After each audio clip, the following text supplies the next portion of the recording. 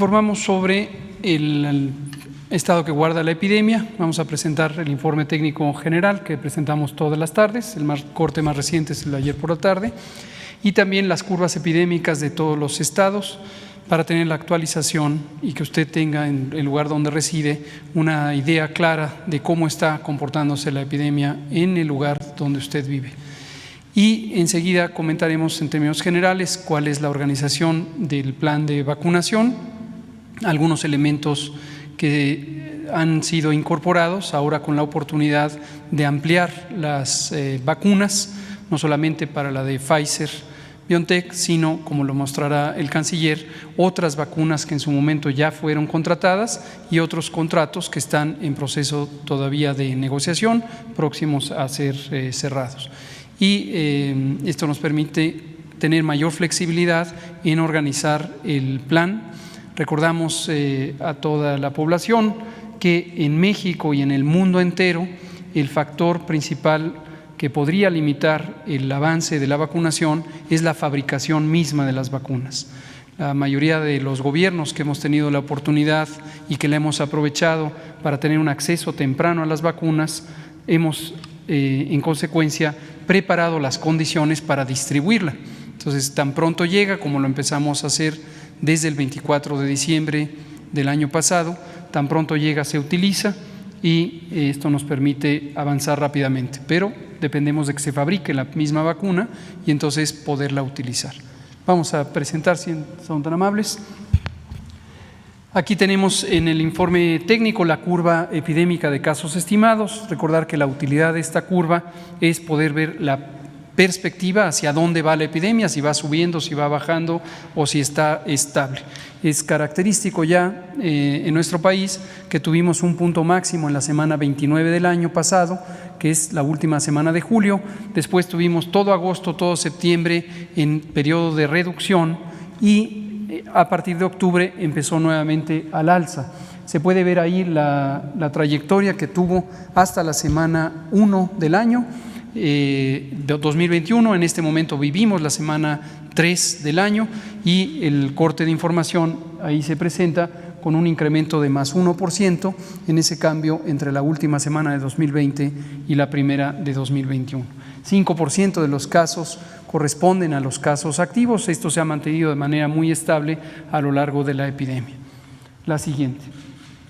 Respecto al porcentaje de positividad, esto es de cada 100 personas que tienen los síntomas de la enfermedad se llama COVID-19, ¿cuántos tienen el virus SARS-CoV-2? Y el resto tienen algún otro agente infeccioso posiblemente que explica sus síntomas, pero no es el que causa COVID-19. Y este porcentaje también desde octubre se ha mantenido relativamente estable, con variaciones que van del 38 al 45%.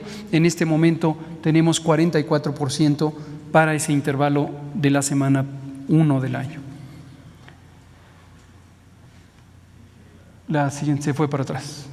Aquí tenemos la letalidad. Este es otro índice muy importante del que se ha hablado también mucho, lo hemos explicado varias veces, y debe distinguirse la letalidad de la mortalidad.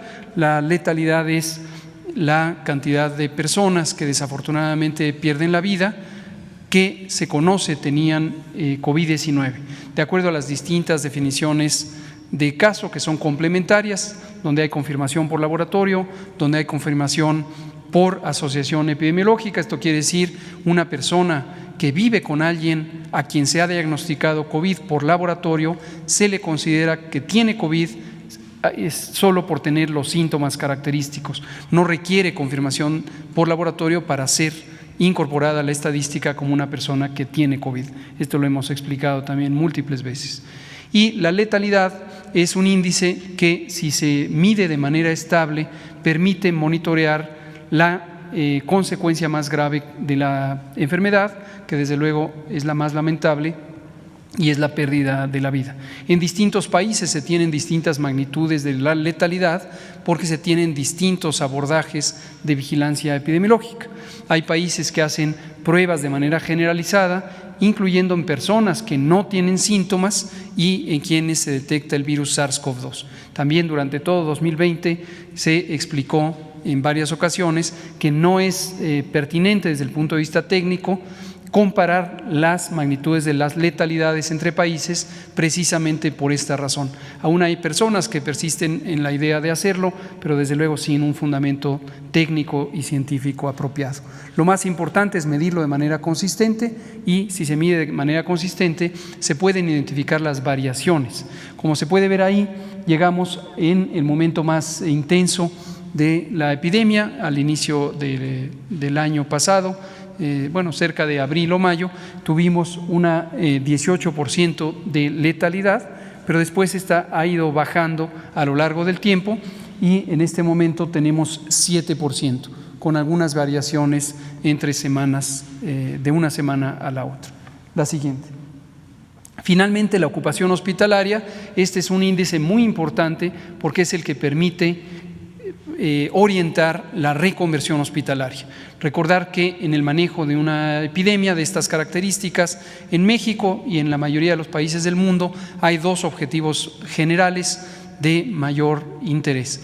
El primero es reducir la cantidad de contagios y esto se hace con una serie de intervenciones de salud pública que tienen que ver con la reducción de la movilidad de las personas en el espacio público. Y esto lo que resulta, como también lo comentamos extensa y repetidamente a lo largo de 2020, es en una velocidad de propagación menor que implica que no se tenga una epidemia explosiva. El objetivo fundamental es ganar tiempo y posponer el momento máximo de ocupación hospitalaria. Esto lo que permite es reconvertir los hospitales, ampliar el número de camas disponibles, como lo hemos hecho y lo continuamos haciendo ahora en este momento donde ha habido el recrudecimiento desde octubre. Y en todos los lugares donde esto sea necesario, lo haremos y hemos logrado ir por delante de los casos en la medida en que se van abriendo y habilitando camas hospitalarias, tanto generales como camas con ventilador. Aquí tenemos el estado actual. Esto sí es en tiempo real, no es al corte de la primera semana del año, es en tiempo real. Todos los días se monitorea por medio de la información que producen las entidades federativas. 8 entidades tienen ocupaciones superiores al 70%, ahí se ve la lista. 9 entre 50 y 69% y las restantes 15 tienen ocupaciones menores al 50% de las camas generales. Y en la siguiente vemos la misma idea, pero para las camas con ventilador. Recordar siempre que cuando hablamos de camas con ventilador es solo para pronta referencia, pero no se trata solamente del mueble físico donde se atiende a las personas, se trata de toda la infraestructura y también los servicios humanos, la cama, los monitores, los ventiladores, las bombas de infusión, los circuitos eléctricos, el abastecimiento de oxígeno, por mencionar algunos elementos de la infraestructura y desde luego lo más importante, el personal de salud. Recordar que México tenía desde el inicio de la epidemia, lo sabíamos esto por más de 15 años, al menos una deficiencia de al menos 240,000 personas profesionales de la salud que en su momento han tenido que ser contratadas, habilitadas, entrenadas para responder a esta epidemia. Y tenemos 3 entidades que tienen ocupaciones de más del 70% en sus camas con ventilador. Estas son las camas que se usan para personas críticamente enfermas. 7 están entre 50 y 69% y el resto de 22 entidades federativas están con menos del 50% de ocupación.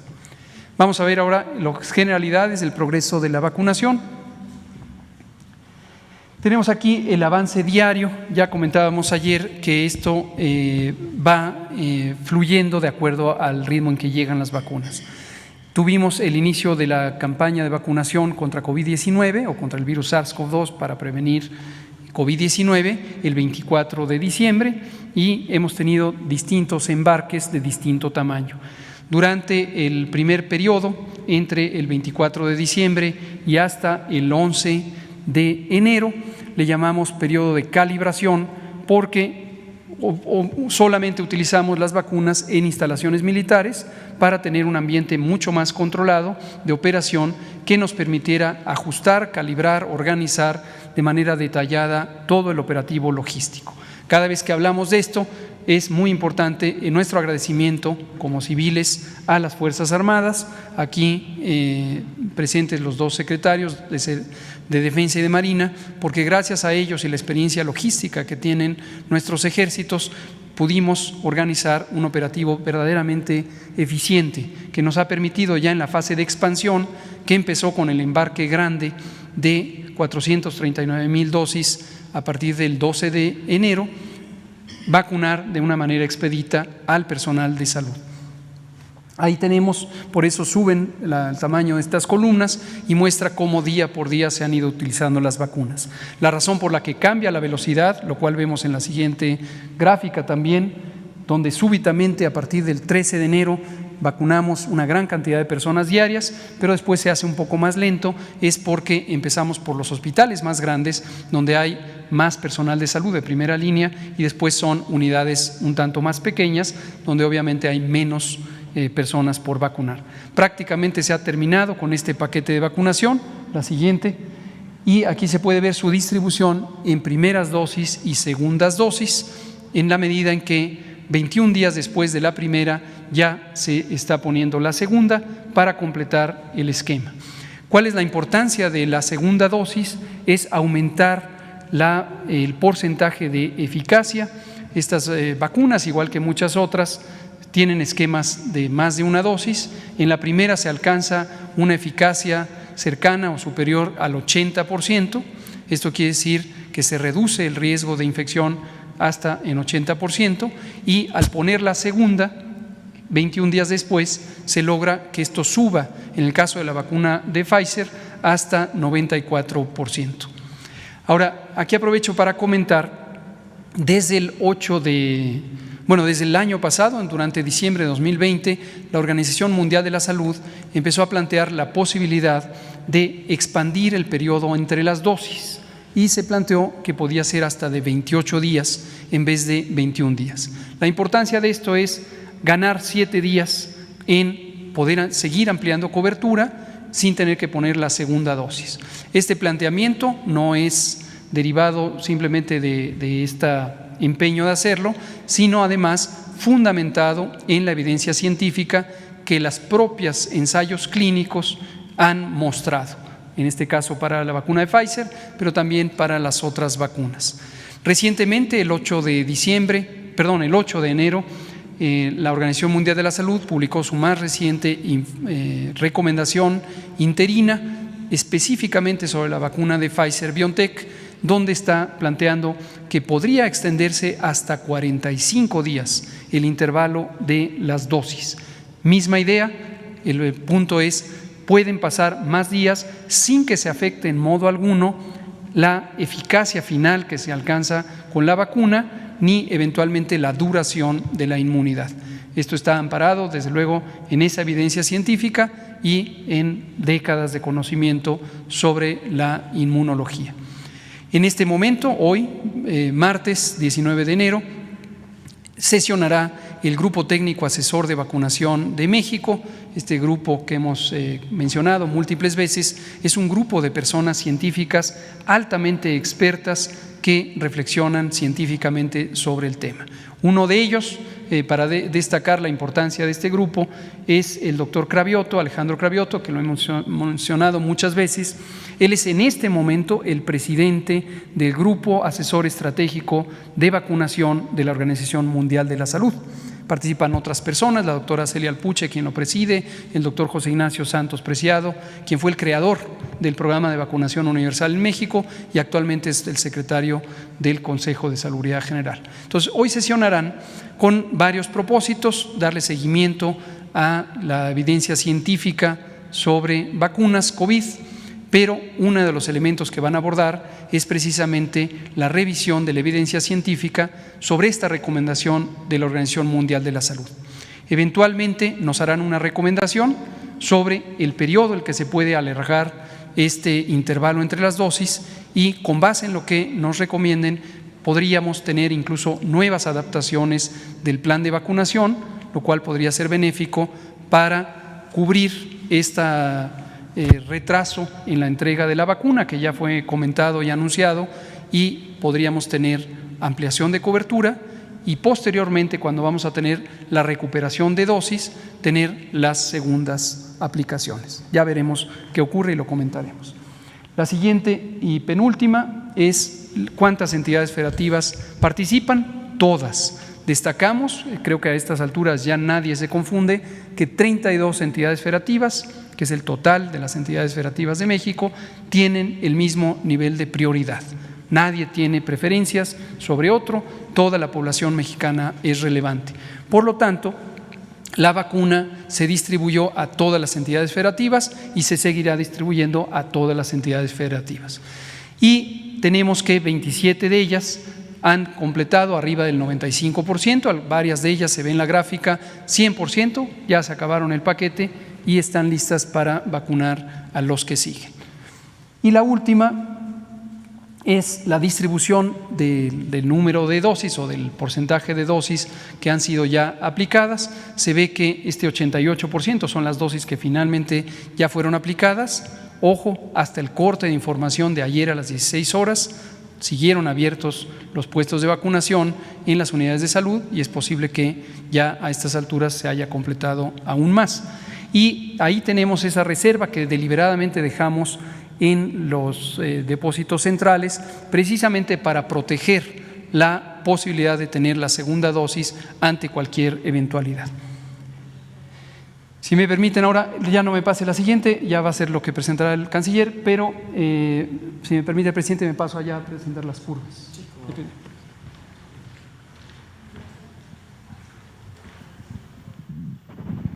Antes de presentar las curvas y terminando con el tema de vacunación, comento en términos generales lo que hemos venido explicando, la panorámica del plan de vacunación. El plan que fue presentado aquí mismo el 8 de diciembre de 2020 ha sido diseñado precisamente con base en las recomendaciones del Grupo Técnico Asesor de Vacunación al que he mencionado. Y es muy semejante al que tienen muchos otros países, por ejemplo, Reino Unido, otros países europeos, Estados Unidos, Argentina, varios países hemos tenido a bien incorporar las recomendaciones generales de la Organización Mundial de la Salud y también adaptarlas a las condiciones tanto epidemiológicas como sociodemográficas de nuestro país. Y el plan en general tiene 4 bloques que corresponden a los ejes de priorización que hemos mencionado. El primer elemento es vacunar a quienes nos protegen, los miembros del personal de salud de primera línea. Esto lo hemos destacado, es el personal que está directamente expuesto o mayormente expuesto a las personas que tienen COVID-19 y por lo tanto tienen el mayor riesgo de ser contagiadas, el personal de salud de primera línea. En ese personal de salud de primera línea hay algunos segmentos distinguibles. El primero son las unidades hospitalarias para la atención COVID, también las unidades que no son hospitales, pero también están atendiendo activamente casos de COVID, y la atención prehospitalaria, el personal de ambulancias, los centros reguladores de urgencias que está atendiendo a personas con COVID. En estos casos es personal clínico, no personal administrativo, que quede muy claro eso. Clínico nos referimos no solamente a médicas y médicos y enfermeras y enfermeros, sino a 11 categorías laborales de personas que están en proximidad con los enfermos de COVID. Este es el primer elemento. El segundo es el eje de prioridad sobre edad. Está también evaluado científicamente en México, en la Organización Mundial de la Salud y en varios países, que la edad es uno de los determinantes fundamentales del riesgo de complicarse y de perder la vida por el daño que causa el virus SARS-CoV-2. Y por eso empezamos con la edad más avanzada y seguimos hacia abajo hasta los 60 años, y ese es el bloque de prioridad que marca el rumbo del plan.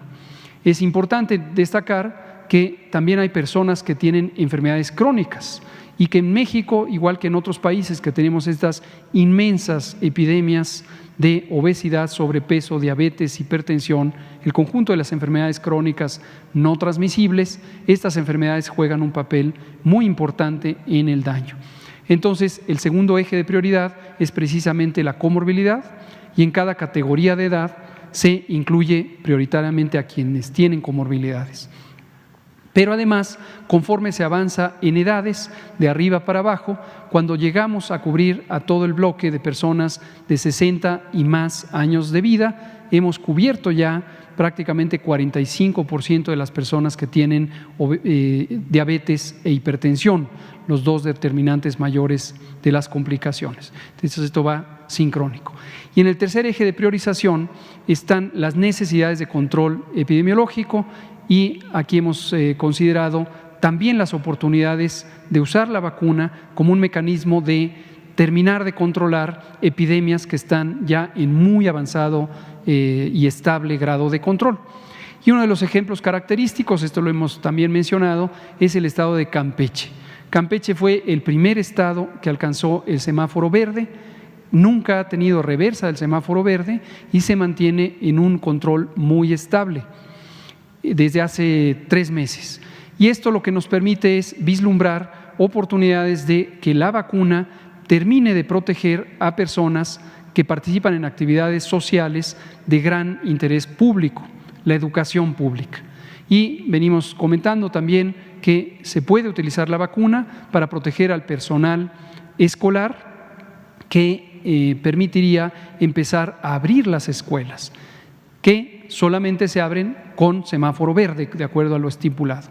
Entonces, parte de la vacunación que ahora llegará también puede ser utilizada, y así se va a utilizar, para vacunar a cerca de 20,000 personas del sistema educativo del estado de Campeche, lo cual ya permitiría empezar la preparación más acelerada hacia la apertura escolar en este estado. Por supuesto, esto será detalladamente conversado con el gobernador Aiza, su secretario de Salud, el doctor González, y todo el equipo, y conjuntamente con la Secretaría de Educación Pública. Pero esto muestra cómo la vacuna no solamente es un instrumento pensado desde la salud, sino pensado desde la actividad social. Otros países han incorporado también explícitamente al personal educativo. Argentina, por ejemplo, que acabamos de visitar para una misión específica, tiene en su plan de vacunación al personal educativo.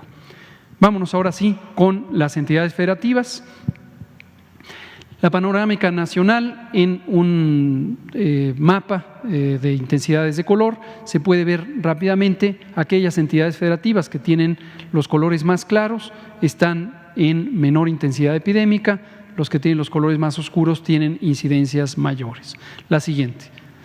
Aquí se ve la curva epidémica de casos estimados, es la misma que acabo de presentar y se puede ver la tendencia. En general, en todas estas curvas que presentaré está la curva de defunciones, y en las que son estatales se verá aquí un recuadro en color verde que muestra la curva de defunciones. Y el segundo panel es la hospitalización. Este será el proceder, vemos la siguiente, que tendremos para todas las 32 entidades federativas.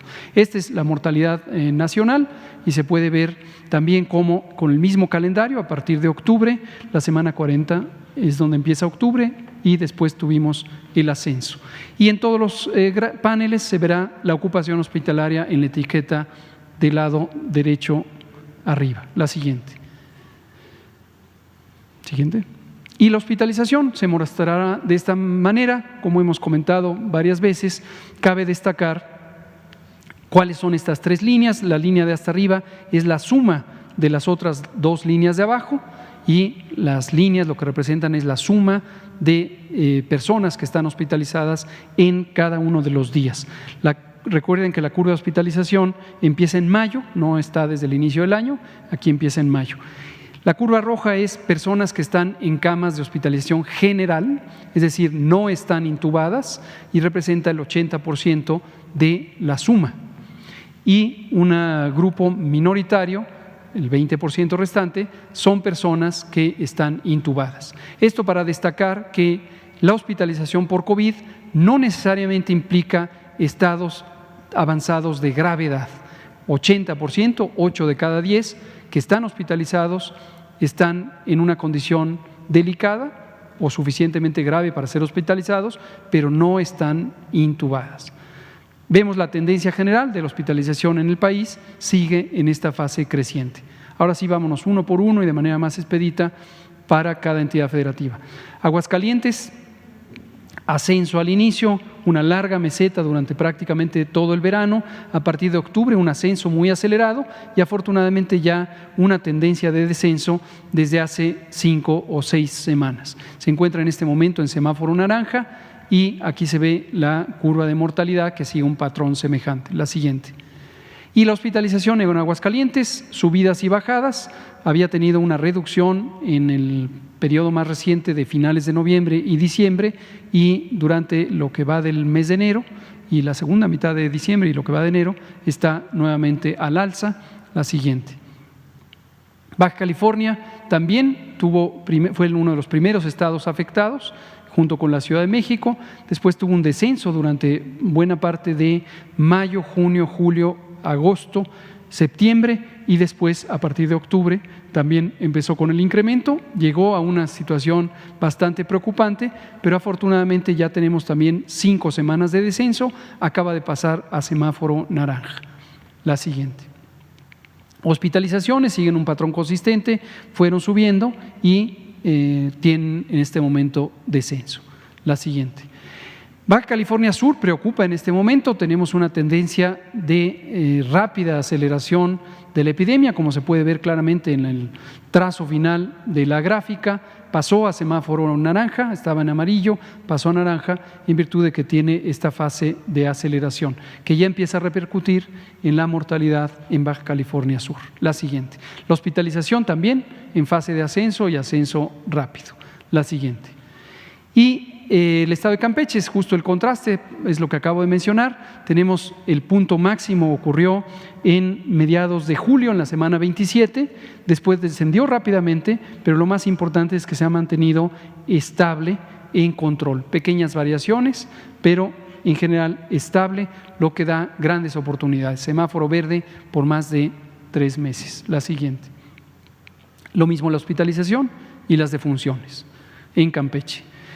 En Chiapas tenemos un patrón semejante, tuvo una reducción súbita, tanto inesperada, y después llegó a una fase de estabilización que se mantiene, tiene un pequeño incremento en las 4 semanas más recientes y un incremento en la mortalidad, acaba de pasar a semáforo amarillo, la siguiente, proveniente del verde, también porque tiene ahorita un ascenso en la hospitalización, la siguiente.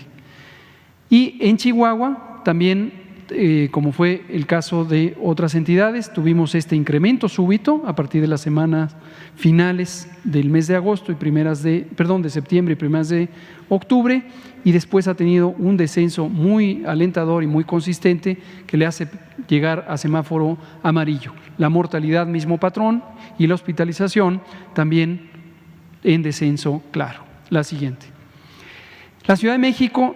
Siempre que hablamos de la Ciudad de México, de Guadalajara y de Monterrey, destacamos que las ciudades grandes, las zonas metropolitanas grandes, tienen los retos más grandes de control epidémico.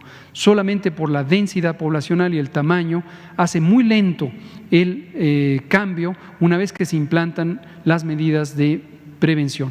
Y esto es importante tomarlo en cuenta porque los cambios se van viendo en forma más lenta. Lo que vemos es este largo periodo de meseta que tuvo, a pesar de ser esta zona metropolitana la mayor del país, después un ascenso igualmente desde la semana 40 y actualmente bajadas y subidas, permanece, como lo ha destacado la doctora Sheinbaum, en semáforo rojo. Las defunciones también en este periodo de ascenso.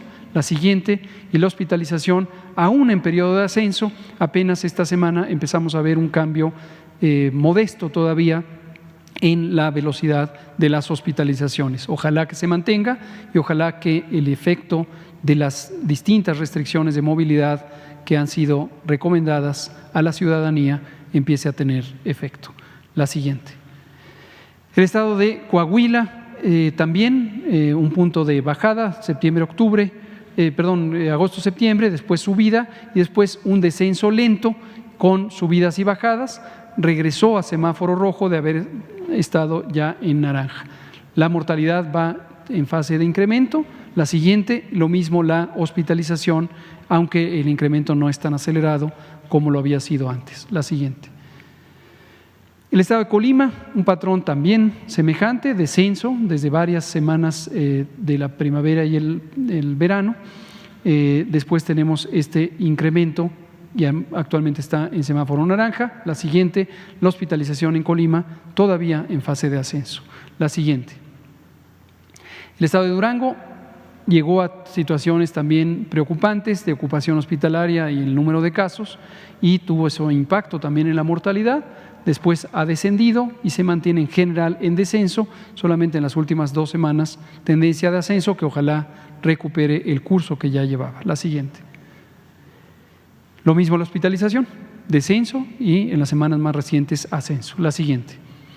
El Estado de México sigue un patrón muy semejante al de la Ciudad de México, como lo pueden ver, es por obvias razones, forma parte de una misma comunidad. En el Valle de México está el otro valle, el Valle de Toluca, y también en la zona oriental, que tienen patrones diferentes, pero el conjunto lo hace muy parecido a la Ciudad de México. La siguiente. Y también esta tendencia todavía en ascenso de la hospitalización. La siguiente. Guanajuato también está en semáforo rojo porque ha seguido en ascenso, tuvo un par de semanas de reducción y vuelve a estar en ascenso, y la mortalidad todavía en ascenso. La siguiente, la hospitalización también en ascenso. Entonces sigue en semáforo rojo. La siguiente. El estado de Guerrero también empieza ya muy aceleradamente a incrementar el número de casos. Esto impacta en la mortalidad, y en la hospitalización vemos también, en la siguiente, que va en acelerado crecimiento la epidemia. La siguiente. Hidalgo va, aunque no tan rápido, va en ascenso ya desde muchas semanas, desde que empezó octubre, no ha cambiado esa tendencia, pasa a semáforo rojo. La mortalidad también en ascenso y la hospitalización también en ascenso. Hablamos hace un par de semanas o 3, hablamos de la zona de la megalópolis. La megalópolis son 7 entidades federativas en torno al Valle de México que tienen más o menos la misma dinámica epidemiológica porque comparten una gran cantidad de flujos de población todos los días. La siguiente. Jalisco también en fase de ascenso y pasa a semáforo rojo. La mortalidad está en clara tendencia de ascenso. La siguiente, lo mismo que la hospitalización. Entonces también en Jalisco existe el reto de la zona metropolitana de Guadalajara y tardará más en tener una respuesta positiva. Es muy importante que se tengan las medidas de restricción o de reducción de la movilidad y que se amplíe la capacidad de detección en las comunidades. Esto es parte de las estrategias de salud pública que desde mediados del año pasado fueron implantadas. La siguiente. En Michoacán también tendencia a la alza, solamente una semana de reducción, aún está en semáforo naranja, ojalá que no lo pierda, y vean ustedes cómo hay fluctuaciones importantes de las defunciones en este momento en ascenso. La siguiente, y la hospitalización en tendencia ascendente. La siguiente. Morelos, bastante obvio también, en un crecimiento muy acelerado, hay que tener mucho cuidado con reducir la movilidad en Morelos y ampliar la capacidad de detección comunitaria porque tenemos esta fase de ascenso igual que la hospitalización. La siguiente. Nayarit en una fase acelerada de ascenso, también importante que repercute en la mortalidad y desde luego en la hospitalización. La siguiente. Ahí se ve. Cuando decimos en especial de algunas entidades federativas es porque la proporción, el porcentaje de camas ocupadas se acerca importantemente al límite y eso impone la necesidad de hacer reconversiones. Entonces ahí donde hay eso es muy importante tener mayor capacidad en las acciones de salud pública. La siguiente. Nuevo León en tendencia de ascenso, no es una tendencia tan acelerada, tan precipitosa, pero claramente es una tendencia de ascenso que arrancó desde el mes de agosto. Aquí no tuvieron la situación que tuvo el país y varias entidades de reducción en agosto-septiembre, sino que en general ha sido la trayectoria de ascenso hasta el momento. Por estar ahí, además una zona metropolitana tan grande como la de Monterrey, hay que tener especial cuidado. Pasan a semáforo rojo, la siguiente, su hospitalización en tendencia de ascenso. Y la capacidad hospitalaria llegando al límite, la siguiente. En Oaxaca, tendencia de ascenso, apenas una semana de una reducción importante, pero en general había tenido tendencia de ascenso, está en semáforo naranja. La siguiente, su hospitalización en fase de ascenso, la siguiente.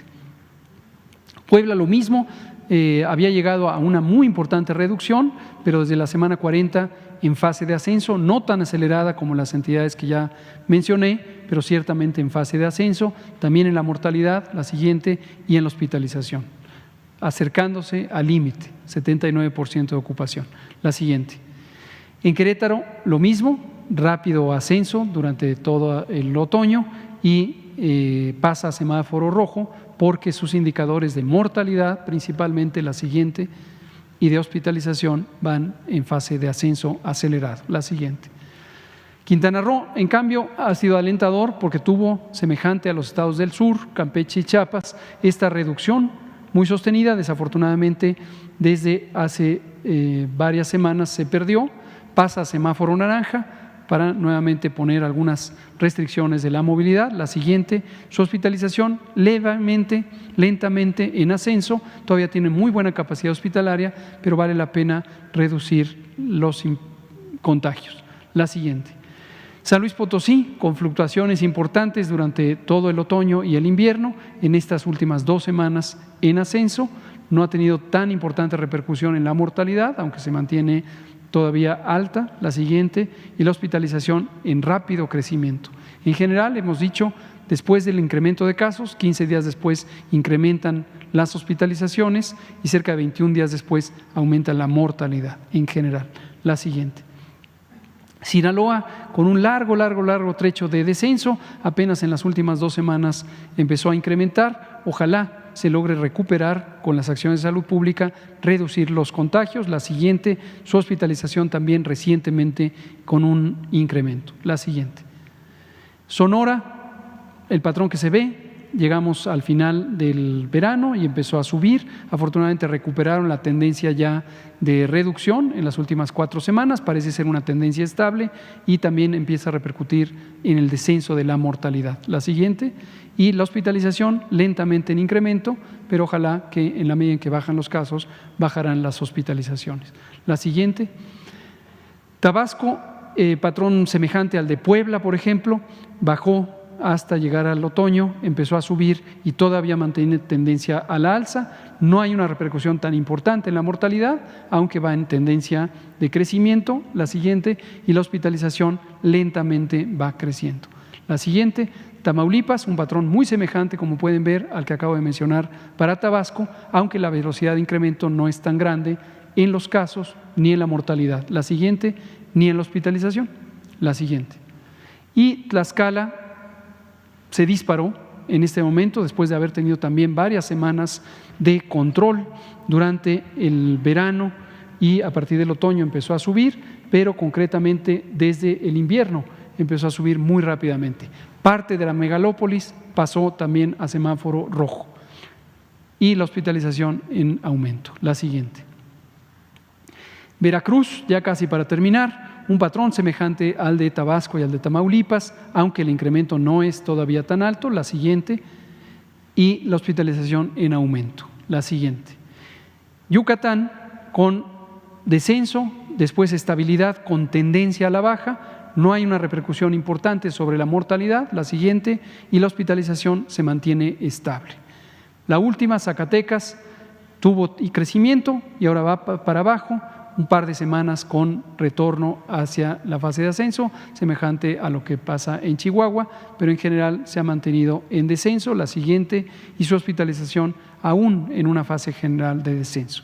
La última imagen, vemos el semáforo de riesgo epidémico COVID, que tendrá vigencia del 18 al 31 de enero. Varias entidades pasaron a rojo, fueron ya señaladas. Tenemos Coahuila, Nuevo León, Jalisco, Guanajuato Querétaro, Hidalgo, Ciudad de México, Estado de México, Morelos y Tlaxcala.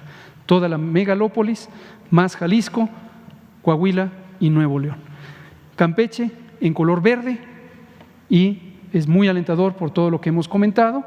Chiapas en amarillo, Chihuahua en amarillo, el resto en naranja. En resumen, la epidemia sigue activa en México, en el mundo, tiene subidas y bajadas, hay múltiples razones por las que la epidemia se comporta así.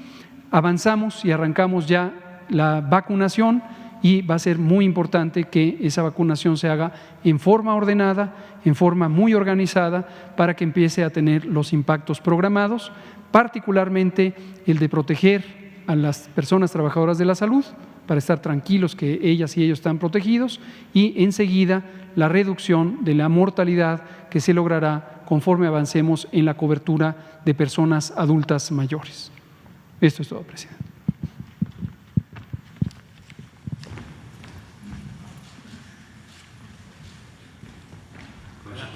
Señor presidente, señoras, señores, compañeros secretarios, subsecretario, y a quienes el día de hoy nos hacen el favor de dispensarnos su atención. Bueno, esta es la síntesis que nos pidió el señor presidente que presentáramos respecto al conjunto de las vacunas con las cuales hay contrato, ya están autorizadas o en vías de autorización, y por lo tanto podemos presentar estas cifras con precisión. Después, un poquito más tarde, les explico otras vacunas y COVAX.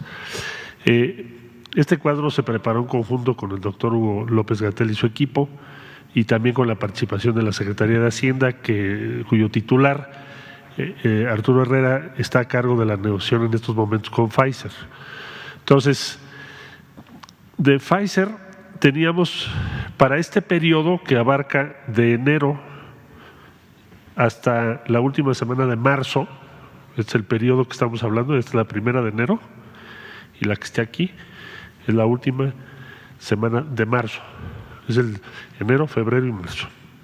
Entonces, como ustedes recordarán, con Pfizer teníamos un acuerdo muy similar en número para el periodo, aquí aparecen 5.044.650 y teníamos 5.098.000 esperadas, de suerte que el cambio no es tan significativo. Más o menos se va a mantener. Lo que va a cambiar o lo que cambió es la distribución en el tiempo. Entonces, teníamos una distribución programada para febrero, este periodo donde no hay color azul. Antes sí teníamos de Pfizer, pero se mueven hacia estos dos, que son de 781.000, y lo demás continúa como estaba previsto el mes de marzo. Es decir, hay un cambio en el mes de febrero y en la última de enero y en las dos primeras de febrero. Este periodo no vamos a tener Pfizer, pero a partir del día 15 tendremos más de las previstas hasta 781.950 y después lo que ya teníamos programado. De manera que al terminar marzo estaremos en 5.044.650. Eso significa un número de vacunados de 2.522.325. ¿Por qué? Porque son 2 dosis. CanSino, que aparece en color verde. CanSino convocó, y hemos estado participando en la Secretaría y en esta tribuna y en muchos medios, para convocar a las y los voluntarios. Más o menos, si ustedes recuerdan, dimos a conocer 20 centros en toda la República Mexicana que abarcan igual número de estados, y se inició el día 29 de octubre. Está ya rebasando los 14,000, por lo tanto se estima que esta semana, señor presidente, van a presentarse al fin de la semana su solicitud de autorización de emergencia, igual que lo hicieron ya Pfizer, que ya está autorizada en México, y AstraZeneca, que ya está autorizada en México, y ahora CanSino lo presentará, que es lo que estoy explicando ahorita, el fin de semana. Este es un proceso, esta fase 3 que estoy describiendo de 15,000 participantes, es la fase 3, se llama así porque es la fase final o última para probar una vacuna, se integra por voluntarias y voluntarios, En síntesis, a unos se les pone placebo y a otros vacunas, se llama doble ciego. Ya aprendí de las conferencias, si no me dice su. Entonces, de doble ciego porque significa que con eso se elimina la posibilidad de que se manipulen los datos. Entonces se está llegando ya al número previsto, es la fase 3 más grande que se ha hecho en México. Va a estar muy cerca de 15,000 voluntarios, 20 centros, es pública la convocatoria, hay que llenar un cuestionario. Si alguien que nos está viendo quiere participar, en mi propio Twitter o de la Secretaría en la comunicación de la Secretaría puede encontrar todos los centros. Uno de ellos, por ejemplo, es el Instituto Nacional de Nutrición. Bueno, entonces CanSino tiene previsto 6,950,000 dosis en este periodo y el número de vacunados 6,950,000 porque es una sola dosis. Bueno, y entonces el primero al 5 de febrero tenemos las primeras 50,000, del 8 al 12 de febrero las 50,000 siguientes, el día 22 al 26 de febrero 800,000 y en lo sucesivo 1,200,000 por semana. AstraZeneca, bueno, se formuló, como ustedes saben, con la participación de la Universidad de Oxford. Esta es la vacuna más económica en el mercado. Su objetivo no es lucro, por lo tanto es muy bajo. Su costo también es más bajo que otras tecnologías, hay tecnologías mucho más sofisticadas. En fin, eso ya lo presentamos aquí. Tiene autorización en México y tenemos programadas 2 millones de dosis, como son 2, es un esquema de 2 dosis, ponemos 1 millón de vacunados. Aparece, ahí lo ven en la última semana, que es el 29, esta semana arranca el 29 de marzo, y aquí está en color rojo las 2 millones de Astra.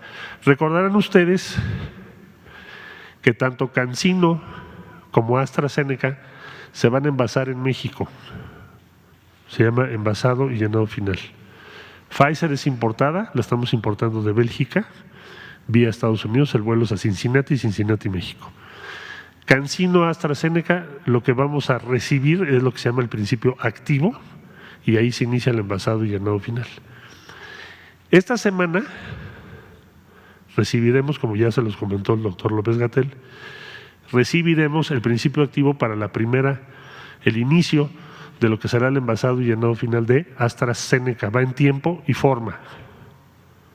Llenado involucra a un laboratorio que está en Argentina, como ustedes recordarán, que produce el principio activo, lo manda a México y aquí en México el laboratorio de Leomont hace el llenado y envasado final y de ahí se distribuye a México y a toda América Latina porque se acordó que así fuese.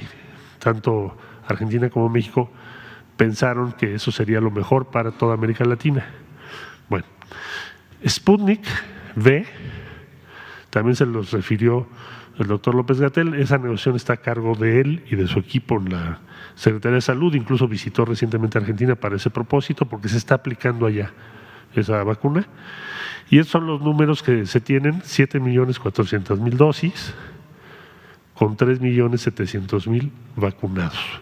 Aparece en color amarillo a partir del 25 al 29 de enero. Febrero se tienen estas previsiones. Estoy todavía en febrero, 250,000, los 4 semanas. Y después, para el mes de marzo, se tienen 1,200,000 por semana. Entonces, para sintetizar, Pfizer se produce fuera de México, lo traemos de Bélgica vía Estados Unidos, autorizada en nuestro país, obviamente. CanSino por autorizarse, terminando su fase 3 más amplia, que son 15,000.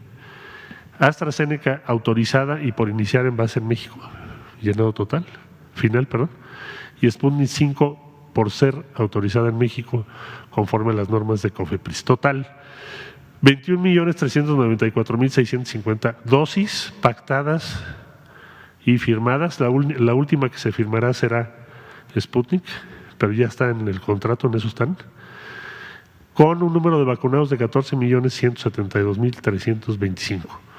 Eso es lo que se tiene acordado, señor presidente, para el periodo. Para quienes están preocupados y preguntaban, oiga, pero se fue a la mitad lo de Pfizer.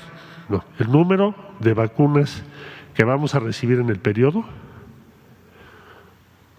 5.044.650, es muy similar al que teníamos programado de 5.098.000. Entonces, este es el balance. Ahora, además de estas vacunas, COFEPRIS está por autorizar, ya autorizó la fase 3 de 2.